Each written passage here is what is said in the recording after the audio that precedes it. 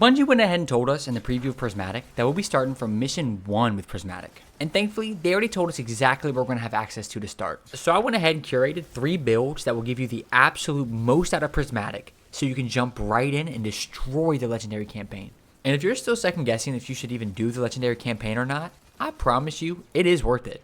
If it's like Witch Queen or Lightfall, you'll get a full set of armor at the new light level cap, as well as double the loot for each mission, and a choice of one of the new exotic armor pieces for whatever class you beat the campaign on.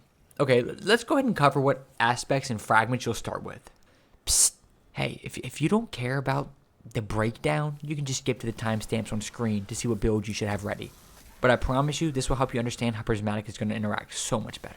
The first aspect they're giving us to play with is Knockout. I'm sure everyone watching this is extremely familiar with Knockout. Critically wounding a target or breaking their shield infuses your melee attacks with arc energy and increases your melee range and damage for a short time. All around, a super sick aspect that has so many use cases. But one of the main use cases was its ability to start your health regeneration.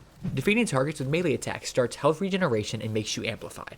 Look, if you're like me, you've used this aspect in PvP and absolutely shit on other Guardians. If you and another Guardian were throwing haymakers back and forth and you happen to break their shield, you would start regenerating your health instantly, pretty much guaranteeing you the win. And if they tried to call out for one of their teammates after you took them as a victim, you'd be at near full health again, ready to take another victim. Yeah, it was pretty broken.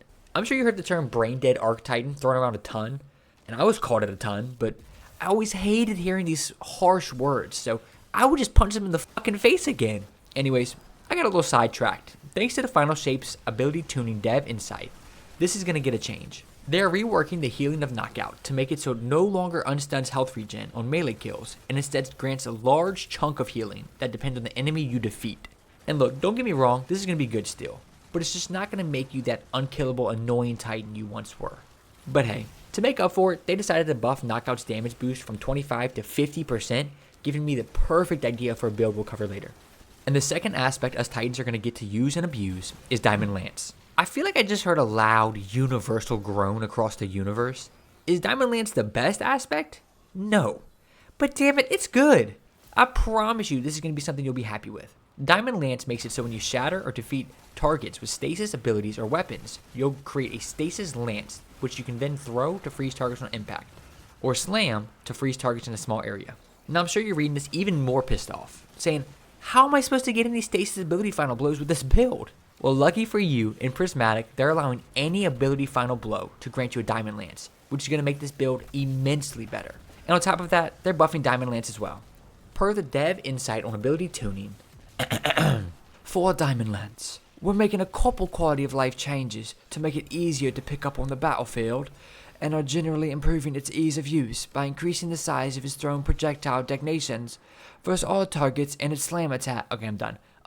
They're making the range, the radius of the explosion of ice bigger, so more freezing is amazing, and they're making it easier to pick up, like strand tangles, for example, which are quicker to pick up and can be picked up from a further range, which is a pretty substantial buff, which I think will make it so much less clunky to use. Look, I'm sorry I'm going to so much detail in these aspects, but since there's only 2 we can use at first, I want to make sure you have a full understanding of them and you can take full advantage of them in these builds. Now let's cover our fragments. We get to enjoy a beautiful selection of 5 fragments at the start. And by selection, I mean we're going to get to equip all 5 with your very first build. So let's go ahead and cover those. Facet of Dawn. Powered melee hits against targets make you radiant. Powered melee final blows make you and nearby allies radiant. Getting radiant from every single powered melee is going to be nasty work for so many different builds. Facet of Hope. While you have an elemental buff, your class ability regenerates quicker. We don't know the exact rate of recharge yet, but this is definitely going to be interesting to start with. Facet of Protection. While surrounded by enemies, you are more resistant to incoming damage. This is another one of those we don't know the exact numbers on, but as a Titan, we're going to be surrounded a lot and we want damage resistance, so this is a perfect fit. Facet of Purpose. Picking up an Orb of Power grants either Amplified, Restoration, Frost Armor, Woven Mail, or an Overshield based on the damage type of your equipped super. I mean, they really did make Prismatic a Swiss Army knife. Being able to have whatever buff you need for whatever build you're running is perfect. And lastly, we have Facet of Ruin. This increases the size and damage of your burst when you shatter a stasis crystal or a frozen target and increases the size of solar ignitions. Oh my. I know exactly what I'm going to pair with this fragment. But now that we talked about all the fragments in both aspects, let's take a look at our first of our 3 builds that will dominate as soon as you hop into the final shape. Number 1, point cannon contact brace with thunder crash, thunderclap, and shackle grenade. I can go ahead and tell you, this build is going to be a legend destroyer the second you equip it.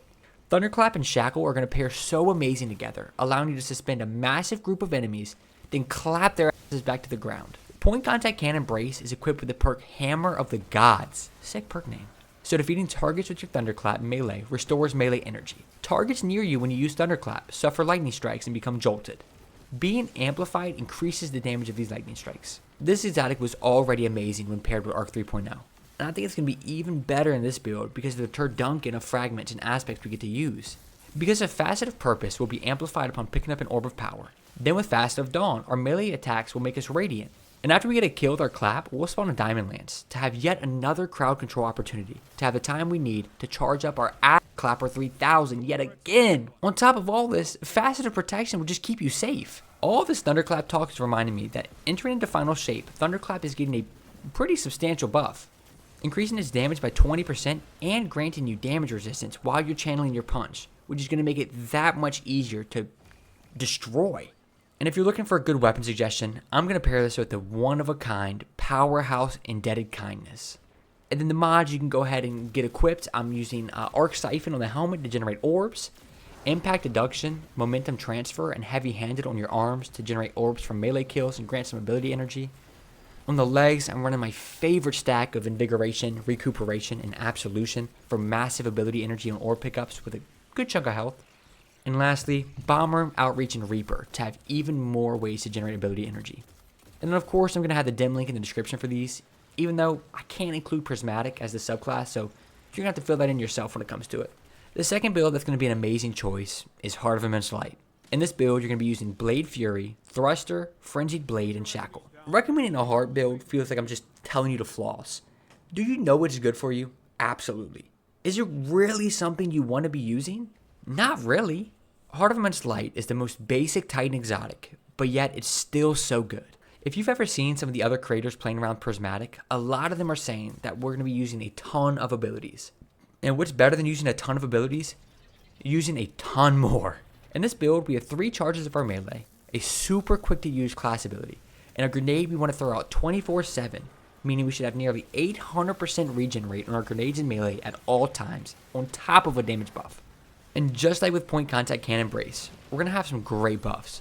Facet of Dawn is going to grant us Radiant, Facet of Purpose is going to give us Woven Mail this time, and then we're going to get amplified from Knockout all the time with Frenzy Blade. Then to top it all off, Facet of Hope is going to give us that faster class ability regen. Yeah, you can never have too much regen, I promise. Then to wrap it all up, we're still going to be generating those lances. And you know what lances mean? More ability energy.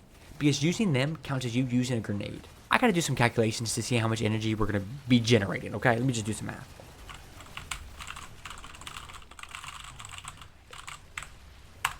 Okay, I'm not 100% sure if I did the math correct, but my calculator says a billion trillion, which seems about right. The mods I stacked on this build are for ability energy and orb generation. You can see them all right here. Then again, dim link in description. And I really couldn't decide on which weapon to pair in here. I know Traveler's Chosen seems like the right choice, but I truly feel like in this build, we have more regen than you'll ever need. So I would just find a good kinetic weapon, like maybe the new Midnight Cooper Blast Furnace, and that would fit perfect in this build. And then the last build I'm suggesting has to be Conditional Finality. Look, I can't even think of a good exotic to pair Conditional right now. I don't care what you use Conditional Finality the second you can with Prismatic. You can't tell me that they didn't make Conditional Finality with Prismatic in mind.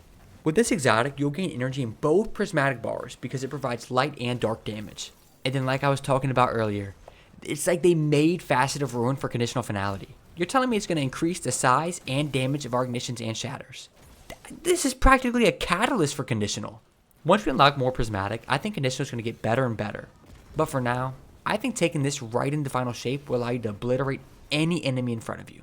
If you're still trying to think of an exotic armor piece you could pair in this build, you could use the recently buffed Kebri's Horn or even the Lance Ridge Cap, which will both pair amazing with the solar and stasis ability of this shotgun. I really hope one of these builds is the one you take into final shape to take the witness head on. do yourself a favor and make sure you have all the armor and weapons you already want in your inventory of your Titan, because when you play, odds are the Destiny API are going to be down. I really appreciate you guys watching, and I hope you're looking forward to Final Shape as much as I am. See ya!